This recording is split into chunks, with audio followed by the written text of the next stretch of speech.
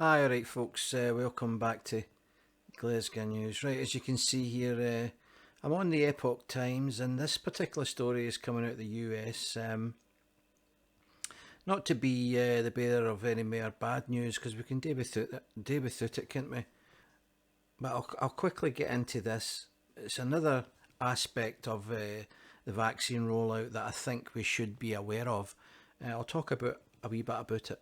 I'll not drag on too much because it's it's pretty depressing, but be as well being armed with this information.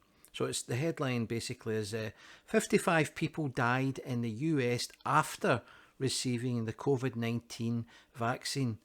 55 people in the United States have died after receiving COVID-19 vaccine, according to reports submitted to a federal system. Deaths have occurred among people receiving both the Moderna and the Pfizer-BioNTech vaccine, according to reports. One man, a 66-year-old senior home resident in Colorado, was sleepy and stayed in bed a day after getting Moderna's vaccine. Early the next morning on Christmas Day, of all days, the resident was observed to be still in bed, lying very still, pale eyes, half open. He was found not to be breathing and had no pulse, so the man had died. That was a day after receiving it. In another case, a 93-year-old South Dakota man was injected with the Pfizer-BioNTech vaccine on January the 4th around 11 a.m. About 2 hours later, he said he was feeling tired and he couldn't continue with the physical therapy he was doing any longer. He was taken back to his room where he said his legs felt heavy. Soon after, he stopped breathing. A nurse declared a do not resuscitate order. Now, Moderna and Pfizer didn't respond to requests for comment with regard to this. And further down, there is news of another death that did attract attention earlier this week. It says here, Gregory Michael, a 56-year-old medical worker at Mount Sinai Hospital in Florida, was injected on December 18th, 2020. 16 days later, he died. Michael's wife, Heidi, said on Facebook that her husband was very healthy before being vaccinated. She said that he was admitted to an intensive care unit with a diagnosis, and I'll try and get this right, folks, because this is all Latin to me. Acute idiopathic thrombocytopenic purpura, a blood disorder caused by a reaction to the vaccine. He eventually passed away. Now, Michael was pro-vaccine.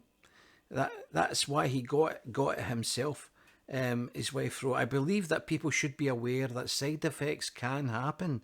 That is not good for everyone, and in this case destroyed a beautiful life, a perfect family, and has affected so many people in the community.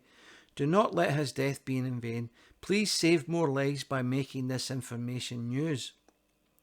So obviously Pfizer and Moderna are kind of sidelining that and saying, look, there's no evidence to say that these deaths were caused or a direct cause of the being given the vaccine.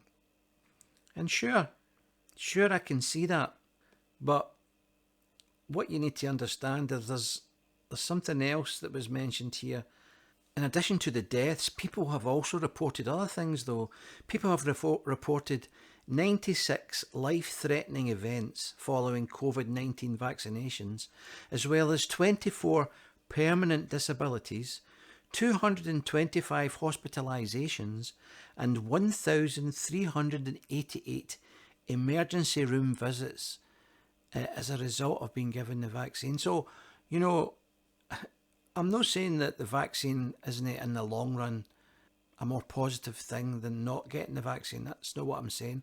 I'm just saying that people should be made aware that there are potential issues, side effects, by just having the vaccine itself, And that's not to even include the risks that they're taking by giving you two different types of vaccine and also not giving you it within the specified time frame that the vaccine manufacturers dictate.